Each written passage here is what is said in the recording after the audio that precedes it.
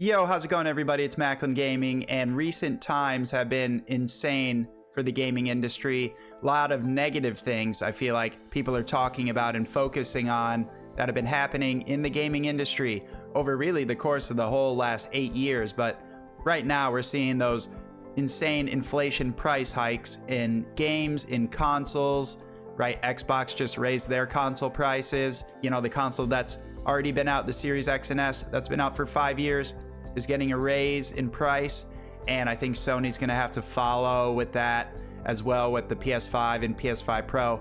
But besides that, there's been the whole, discussion of 8 years of live service games and industry like corporate slot video games coming out as AAA games and taking over, and we're losing those like great single player experiences. Well, what I've noticed recently in 2025, especially after a couple games that just came out that I'm playing right now, and I'm like so into it. Maybe it's just because I'm having such a good time, I'm thinking the positives, but there have been some really good positive signs that the gaming industry is changing for the better, maybe not for the worse anymore. So I want to bring to light a few promising and positive changes that I'm seeing right now in the gaming industry and what that could mean for the future of video games. Let's talk about it.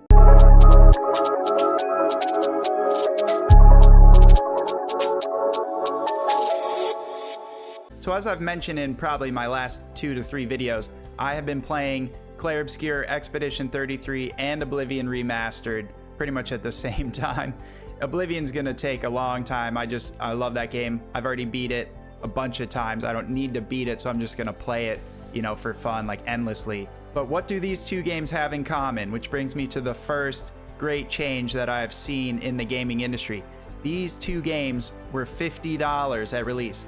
So Oblivion, I understand, it's a remaster, they call it. It's almost a remake, it's that good, even though it's like a little janky. But they released one of the greatest games of all time here, remastered at $50. That is huge. In a time where games, new games are like $70.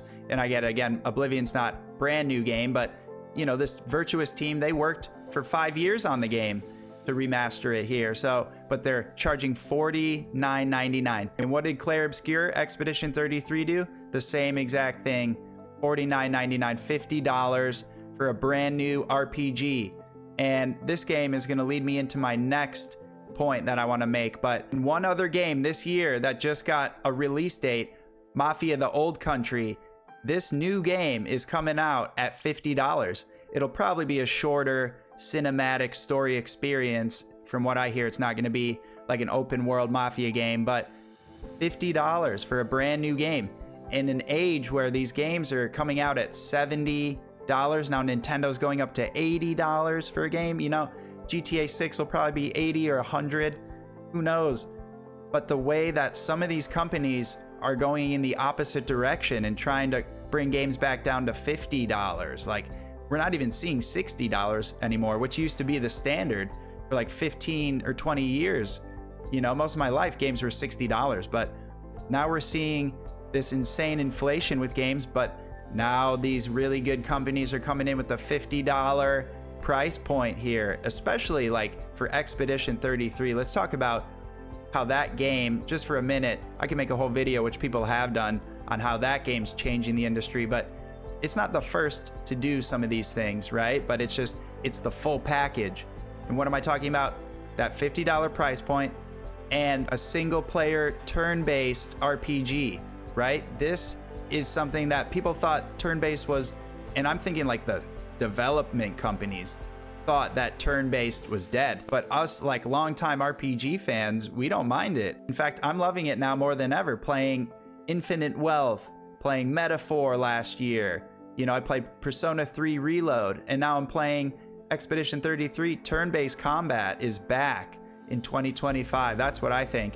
So I think you're gonna see these changes in the industry for these points I'm making right here.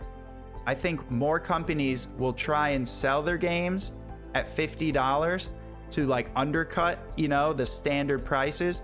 And that's like just a basic business move that even I can understand.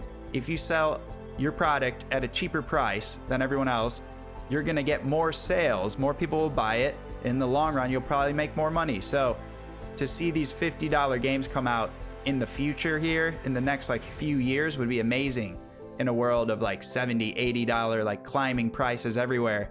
So that's a huge change I want to see happen in the future. It's happening right now this year. I want to see it carry for the next few years and more. And also this huge wave of turn-based combat games coming back and the reception that they're getting.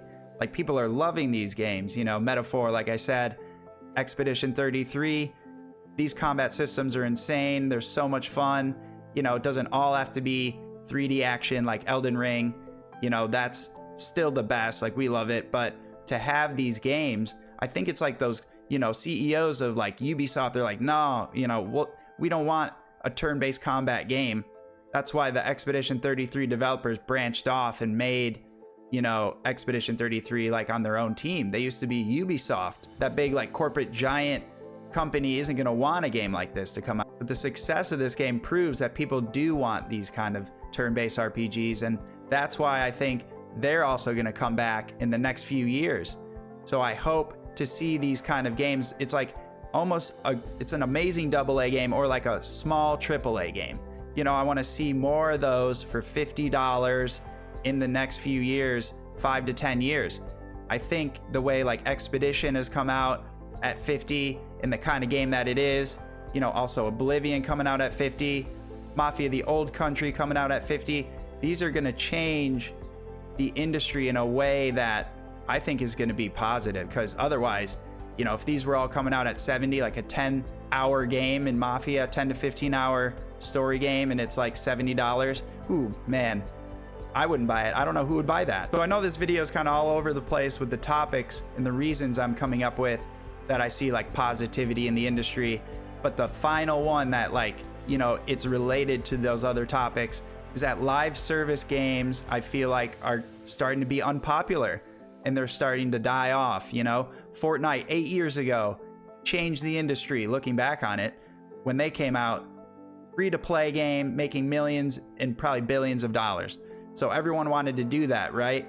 And you see all these failure live service games that suck. I guess Marvel Rivals is the newest great live service game, but it's like 90% of them fail, you know? So these companies are wasting their money and wasting years of development, and no one plays these crap games that try and like trap you into gambling your money away into the game and microtransactions and stuff.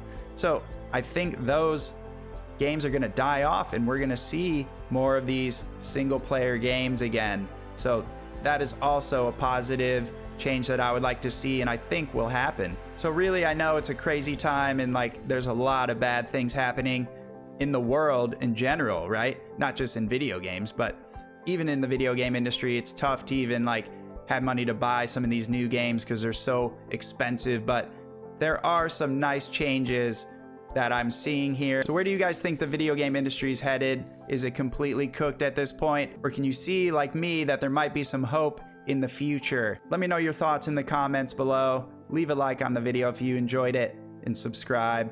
I'll see you guys next time. Peace.